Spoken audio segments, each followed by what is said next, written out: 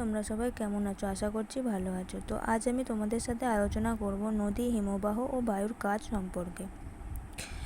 নদী কাকে বলে তোমরা জানো? প্রবাহমান স্বাভাবিক জলধারা বা সাধারণত ঢাল বা খাদ বরাবর প্রবাহিত হতে থাকে তাকে নদী বলে। নদীর 3টে গতি জানো তো? উচ্চগতি, মধ্যগতি, নিম্নগতি। উচ্চগতি মানে পার্বত্য, মধ্যগতি মানে সমভূমি মালভূমি, নিম্নগতি মানে বদ্বীপ বা সমভূমি।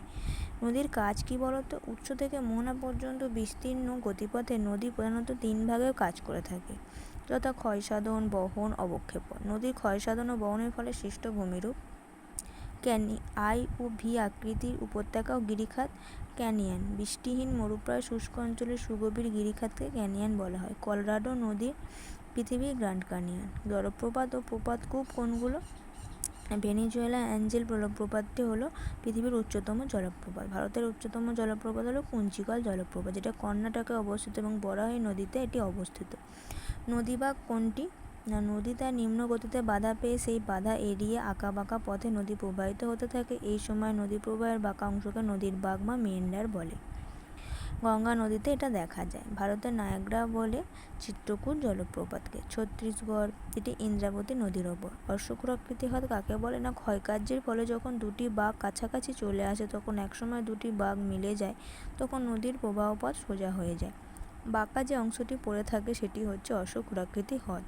ভাগীরথী নদীর দুপাশে এটি অবস্থিত। প্লাবনভূমি। গঙ্গার গতিপথের দুপাশে প্লাবনভূমি ও স্বাভাবিক বাঁধ দেখা যায়।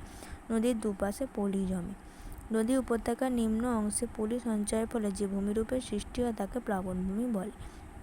বদ্বীপ। বদ্বীপ হলো নদীর মোহনার মাত্রাহীন বাংলা বা অক্ষরের মতো ত্রিকোণাকার একরকম দ্বীপ। পাখির পায়ের মতন বদ্বীপ না মিসিসিপি। হিমবাহ বরফের নদী। ভারতের সিয়াচেন হিমবাহ। হিমবাহের ক্ষয়কার্যের ফলে সৃষ্ট ভূমিরূপ বার্কশুন্ড। অসমতল পর্বতের খাঁজ কাটা গা এবং হিমবাহের মধ্যে ফাটলের সৃষ্টি হয়। এই সমস্ত ফাটলগুলিকে বার্কশুন্ড বলে। বার্কশুন্ড কেবলমাত্র গ্রীষ্মকালেই এটা দেখা যায়।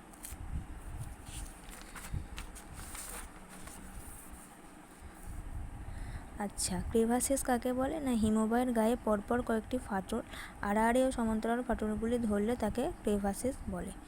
সার্ক বা করি কাকে বলে? হিমবাহের অত্যধিক চাপ বা ঘর্ষণের ফলে উপত্যকার ওপরের অংশ খুবই খাড়া হয় এবং মধ্য অংশ একটা গর্তের মতো অনবরত জায়গায় সৃষ্টি হয়। হাতল ছাড়া চেয়ারের মতো দেখতে এটাকে।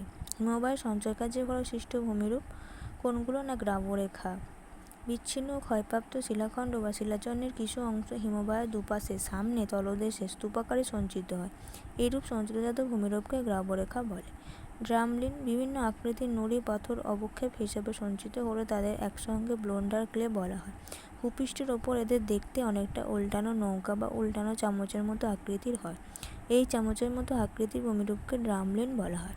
আয়ারল্যান্ড ও স্কটল্যান্ডে দেখা যায় ড্রামলিন। বায়ুপ্রবাহের ক্ষয়কার্যের ফলে সৃষ্ট ভূমিরূপ গৌড়। সাহারা মরুভূমিতে থর মরুভূমিতে গৌড় দেখা যায়। জিউগেন। না, আমেরিকা যুক্তরাষ্ট্রের সোনেরান মরুভূমি অঞ্চলে এইরূপ জিউগেন দেখা যায়। ইনসেলবার্গ মধ্যপ্রদেশের পাঁচমারি পাহাড়ে এটা দেখা যায়। বায়ুপ্রবাহের সঞ্চয়জাত কার্যের ফলে সৃষ্ট ভূমিরূপ বালিয়াড়ি। বায়ুপ্রবাহের সঞ্চয় কার্যের ফলে কোনো বিস্তীর্ণ স্থান জুড়ে উঁচু ও দীর্ঘ বালিস্তূপ গঠিত হলে তাকে বালিয়াড়ি বলে।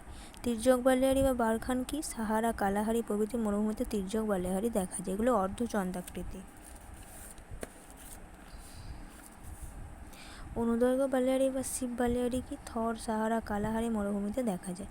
লোহিত সমভূমি। হোয়াংহো নদীর অববাহিকায় হোয়াংহো অঞ্চল। নদী তীরবর্তী অঞ্চলের বন্যার সময় গঠিত স্বল্প উচ্চতায় প্রশস্ত ভূমিরূপ হলো স্বাভাবিক বাঁধ।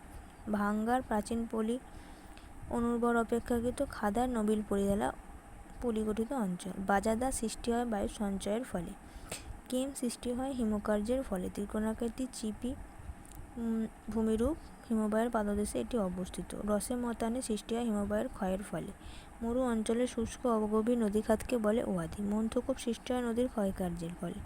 মরুভূমি অঞ্চলে বায়ুপ্রবাহের ক্ষয়কার্যের ফলে সৃষ্ট পাহাড়গুলিকে বলে ইনসেলবার্স। বায়ুপ্রবাহের গতিপথের সঙ্গে সমান্তরালে যে বালিয়াড়ি গঠিত হয় তাকে বলে শিব বালিয়াড়ি। বায়ুপ্রবাহের গতিপথের সঙ্গে সমান্তরালে যে বা আড়াআড়িভাবে যে বালিয়াড়ি গঠিত হয় তাকে বলা হয় তির্যক বালিয়াড়ি। তো হিমবাহ নদী থেকে এতটুকুই। আর যদি আমার পরবর্তীকালে কিছু মনে হয় ইম্পর্টেন্ট, তাহলে আমি তোমাদের সেটা জানিয়ে দেবো। তো সকলে ভালো থেকো, পড়াশোনা করো। আর আমার চ্যানেলটি যদি তোমাদের ভালো লেগে থাকে, লাইক, শেয়ার, কমেন্ট করো, প্লিজ সাবস্ক্রাইব করে পাশে থেকো। আজকের মতন বাই।